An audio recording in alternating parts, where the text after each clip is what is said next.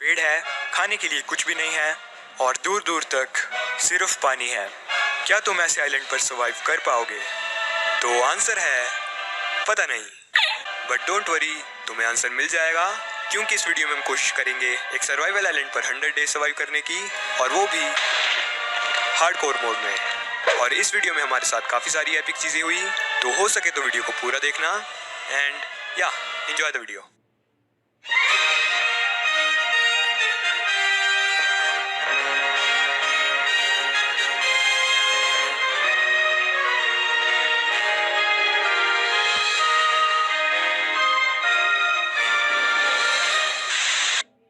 Game शुरू होते ही हमने सबसे पहले पेड़ काटा और उससे हमें मिली 3 ट्री सैपलिंग्स। पेड़ लगाने के बाद हमने अपने लिए एक शॉल बनाया और फिर बीज के लिए घास काटी। हमें टोटल 16 सीड्स मिले, जिन्हें हमने जल्दी से पानी के पास लगा दिया। उसके बाद हमने थोड़ी डर्ट कलेक्ट की, लेकिन हमारे पास खाने के लिए कुछ भी नहीं था और फसल लगने में अभी बहुत ज्यादा टाइम था। तो हम गए मछली पकड़ने और डे 1 पर ही हम मछुआरे बन गए थे। रात होने से पहले हमने अपने लिए एक झोंपड़ी बनाई, क्योंकि हमारे पास बेड नहीं था। तो पूरी रात हमने सिर्फ माइनिंग की और माइनिंग करते करते हमने खाना पकाने के लिए एक फर्नेस और साथ में स्टोन के कुछ टूल्स भी बनाए। अगला दिन शुरू होने से पहले हम मछली पकड़ने चले गए और काफी देर हमने शिकार किया। थोड़ी देर बाद हमारे नए पेड़ भी उग गए। पेड़ काटने के बाद हमें मिले कुछ सेब, लकड़ी और ट्री सैपलिंग, जिन्हें हमने जल्दी से लगा दिया और उसके बाद आइलैंड को थोड़ा एक्सपेंड किया। डे 2 की रात को भी हमने माइनिंग ही की और हमें मिला आयरन। डे 3 पर हमने आयरन से एक शील्ड और एक पिकेक्स बनाई। माइनिंग करते करते हम काफी नीचे आ गए थे, तो हमने अपने लिए कुछ सीढ़ियां बनाई ताकि हम जल्दी ऊपर जा सके।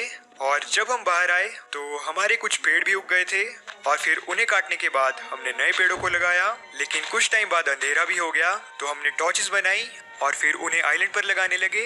लेकिन तभी एक ड्रोनर ने हम पर अटैक कर दिया और ट्राइडेंट के सिर्फ एक ही शॉट से हमारी एचपी हाफ हो गई, पर थोड़ी हिम्मत करने के बाद हमने उसे मार दिया।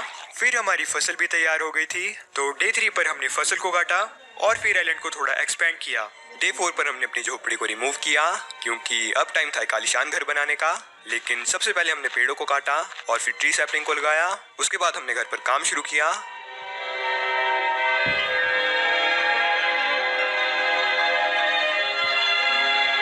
और रात तक हमने घर को लगभग पूरा भी कर लिया था, लेकिन फैंटम ने हमारे ऊपर हमला कर दिया। तो हमने काफी देर उनसे फाइट की और उन्हें मारने के बाद हमें मिली फैंटम मेम्ब्रेन, जो कि पोशन बनाने के काफी काम आएगी।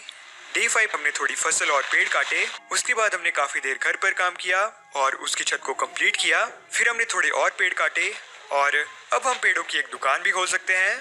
उसके बाद हमने घर में खिड़की और दरवाजे लगाए। लेकिन घर को थोड़ा और अच्छा बनाने के लिए हमने फ्लोर के लिए स्टोन ब्रिक्स बनाई और फिर सामान को अंदर प्लेस करने के बाद हमारा घर कंप्लीट हो गया। डे 6 पर हम गए डायमंड की तलाश पर, जहाँ हमने काफी देर तक स्ट्रिप माइनिंग की, लेकिन डायमंड की जगह हमें सिर्फ आयरन ही मिला।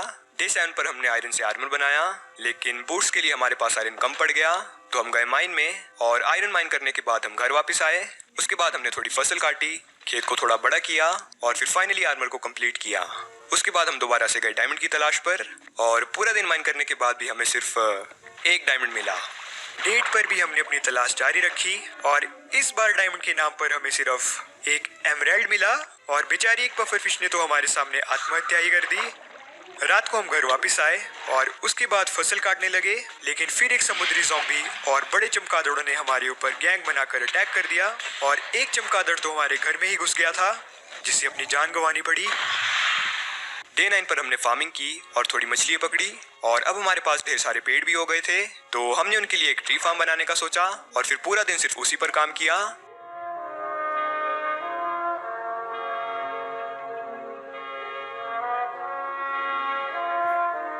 रात तक हमने उसे पूरा भी कर लिया था, लेकिन जब हम डर्ट इकट्ठा करके वापस आए तो वहाँ पर काफी सारे मॉब स्पॉन हो गए थे, तो इसलिए हमें जबरदस्ती माइनिंग करने जाना पड़ा। डे 10 पर भी हमने माइनिंग कंटिन्यू रखी और हमें मिली एक माइन शाफ्ट। हम बहुत ही ज्यादा खुश थे, क्योंकि माइन शाफ्ट से वेब स्ट्रिंग्स कलेक्ट करके अब हम फाइनली एक बेड बना सकते थे। तो उसके बाद हमने ढेर सारे मॉब्स को मारा और बहुत सारी स्ट्रिंग्स कलेक्ट की। थोड़ी देर बाद हमें डायमंड्स मिले, लेकिन वहाँ पर बहुत सारे मॉब्स थे। तभी एक छोटी मकड़ी ने हम पर अटैक कर दिया और उसके हाथों हमारा अंत होने ही वाला था, लेकिन भगवान की कृपा से हम एक बार फिर से बाल बाल बच गए। उसके बाद हमने डायमंड्स को कलेक्ट किया, लेकिन हमें सिर्फ 3 ही डायमंड्स मिले, तो बाकी के दिन भी हम माइन शाफ्ट को एक्सप्लोर करते रहे और एक बार फिर हमें दर्शन दिए डायमंड्स ने, लेकिन इस बार भी हमें सिर्फ 3 ही डायमंड्स मिले। पर टेंशन की कोई बात नहीं है, क्योंकि डायमंड्स के अलावा भी हमें बहुत सारा अच्छा सामान मिला।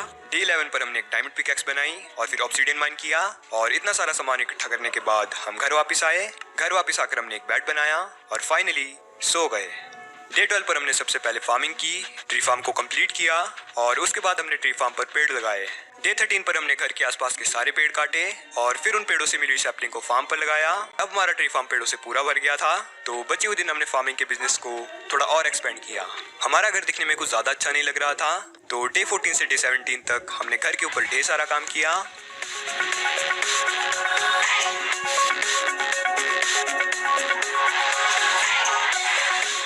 और अब हमारा घर पहले से काफी अच्छा लग रहा था। डे 18 पर हमने बचे हुए पेड़ काटे और फिर अपने खेत को और भी बड़ा कर दिया और फिर उसके बाद हमने पूरा दिन फार्मिंग की। डे 19 पर हमने फार्म को एक्सपेंड करने के लिए जमीन से ढेर सारी डर्ट को कलेक्ट किया और घर के नजदीक ही हमें काफी क्ले मिल गई, तो हमने ढेर सारी क्ले भी कलेक्ट की और फिर डे 19 से डे 20 तक आइलैंड को एक्सपेंड किया। डे 21 पर हमने अपने खेत को और भी बड़ा कर दिया, लेकिन उसके बाद हमने बनाया एक नेदर पोर्टल। डे 22 पर हम गए नेदर में, लेकिन हमारे चारों तरफ सिर्फ नेदर एग था, तो हमने काफी देर तक उसे माइन किया और हमें फाइनली बाहर जाने का रास्ता मिल ही गया। लेकिन हम नेदर की सबसे बेकार बायोम के पास स्पॉन हुए थे और वहां से निकलना बहुत ही ज्यादा मुश्किल होने वाला था, तो हमने अपने लिए एक रास्ता बनाया और उसे चारों तरफ से कवर कर दिया। डे 23 पर हमने एक मॉब फार्म बनाना शुरू किया और फिर डे 23 से डे 26 तक हमने फार्म पर ही काम किया।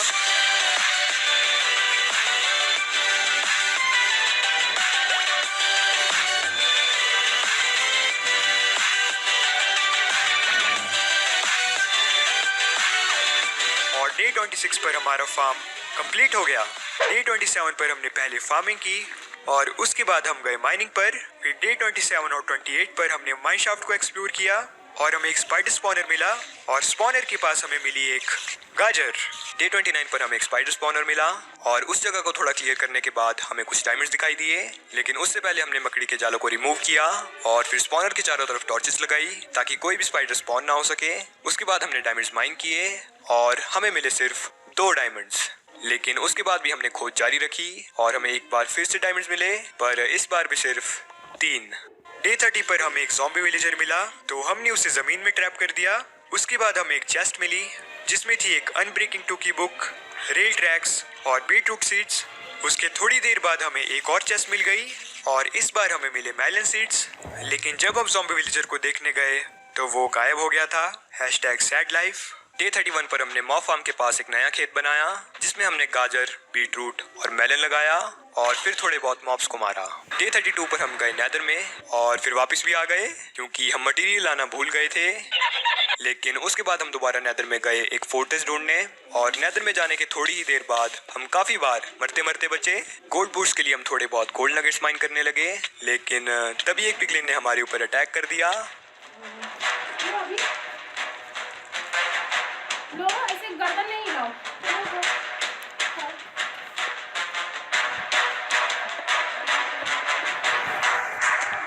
लकीली हमने टाइम पर खुद को ब्लॉक से कवर कर दिया और हाफ हार्ट पर जिंदा बच गए।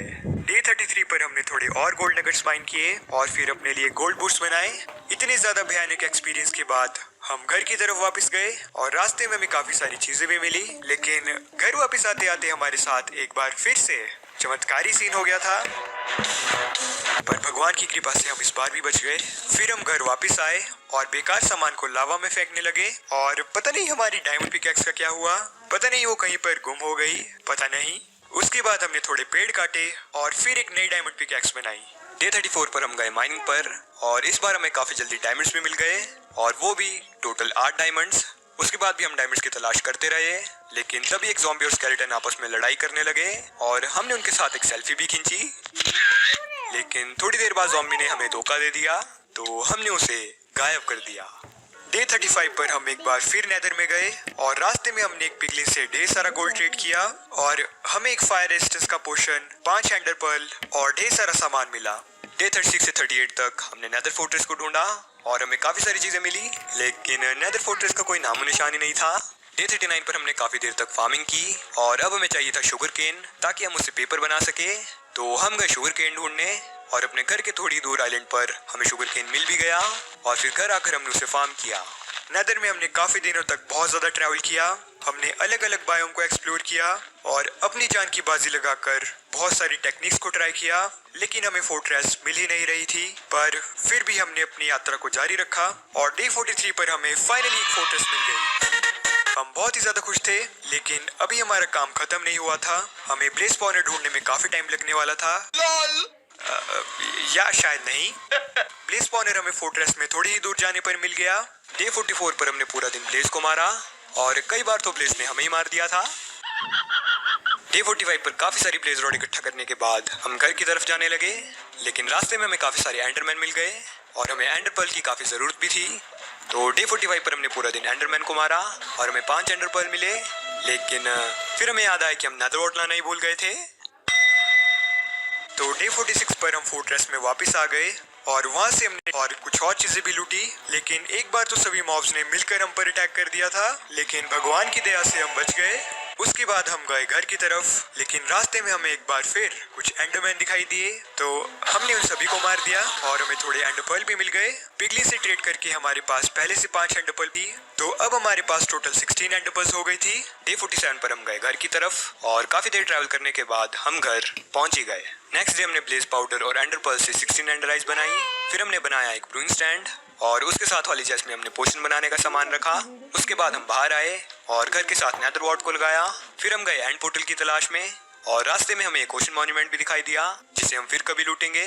डे 49 पर हमें एक आइलैंड दिखाई दिया और एक दो बार एंडर आई फेंकने के बाद कंफर्म हो गया कि स्ट्रॉन्ग होल्ड उसी आइलैंड के नीचे है। तो हमने नीचे की तरफ माइनिंग शुरू की और थोड़ी ही देर में हमें स्ट्रॉन्ग होल्ड मिल ही गई, लेकिन हमारे पास लकड़ी ही खत्म हो गई थी, तो हमें फिर से ऊपर जाना पड़ा। जब हम ऊपर पहुंचे तो वहां पर वुल्फ और चिकन स्पॉन हो गए थे और नजदीक ही मीट और वुल पड़ा था, जिसका मतलब था कि वुल्फ ने शायद भेड़ को मार दिया।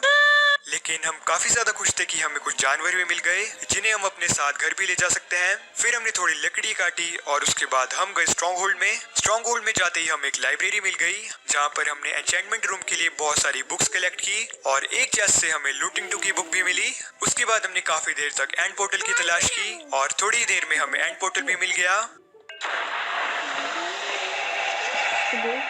तो एंड पोर्टल को एक्टिवेट करने के बाद हम वहीं पर बैग लगाकर सो गए। डे 50 पर हम ऊपर आए और हमने वुल्फ को टेम करने की कोशिश की, लेकिन हमारे पास बोन ही नहीं थी, तो इसलिए हम अपने साथ चिकन को ले गए, क्योंकि चिकन के पंख से हम एरोस भी बना सकते थे और अपने साथ सिर्फ एक चिकन को ले जाकर हम उसके अंडों से और चिकन भी हैच कर सकते थे। तो काफी देर ट्रैवल करने के बाद हम घर पहुंचे। फिर हम चिकन को घर के अंदर ले गए और उसके बाद हमने अपने लिए एक डायमंड स्वॉर्ड और एक पिकैक्स बनाई। डे 51 पर हमने एक डायमंड चेस्ट प्लेट बनाई और फिर एक एनविल बनाया। एग को हैच करने पर हमें एक और चिकन मिल गया, तो हमने उसे ढेर सारा खाना खिलाया और बड़ा किया। फिर उन 2 मुर्गियों ने एक बच्चा पैदा किया, उसे भी हमने खाना खिलाकर बड़ा कर दिया। फिर हमने अपने घर के पीछे उनके रहने के लिए एक जगह बनाई और फिर उन्हें बीज का लालच देकर कैप्चर किया। उसके बाद हमने उन्हें फिर से ब्रीड करवाया। डे 52 पर हमें मॉब फार्म से काफी सारे एरोज और पावर 1 वाला वो मिला, वो को हमने रिपेयर किया और नेदर से हम अपने साथ कुछ सामान लाए थे, तो नेदर पोर्टल को हमने एक कस्टम लुक दिया। डे 53 पर हमने आइलैंड पर रास्ता बनाया, फिर अपनी पिकैक्स और स्वॉर्ड पर बुक्स एन्चेंटमेंट्स ऐड की और फिर नेदर पोर्टल को कंप्लीट किया। नेक्स्ट डे हमने घर के नीचे एन्चेंटिंग रूम बनाया। स्ट्रॉन्ग होल्ड से लाई हुई बुक से हमने बुक शेल्फ बनाई और उन्हें एन्चेंटिंग रूम में प्लेस कर दिया और डे 56 को हमारा एन्चेंटिंग रूम पूरा हो गया। एन्चेंटमेंट करने के लिए हमें एक एन्चेंटमेंट टेबल चाहिए था, लेकिन हमारे पास एक डायमंड कम पड़ रहा था, तो डे 57 पर हम गए डायमंड ढूंढने और डे 59 पर हमें 8 डायमंड मिले, लेकिन हमने सिर्फ एक ही डायमंड माइन किया, क्योंकि बाकी के डायमंड्स हम फॉर्चून 3 वाली पिकैक्स से माइन करेंगे। तो हम जल्दी से घर गए और हमने एक एन्चेंटमेंट टेबल बनाया। उसके बाद हमने एक ग्राइंडस्टोन बनाया और अपनी पिकैक्स से पुरानी एन्चेंटमेंट को रिमूव किया। पिकैक्स पर हमें एफिशिएंसी 4 मिल रही थी, बट हमें फॉर्चून 3 चाहिए था, लेकिन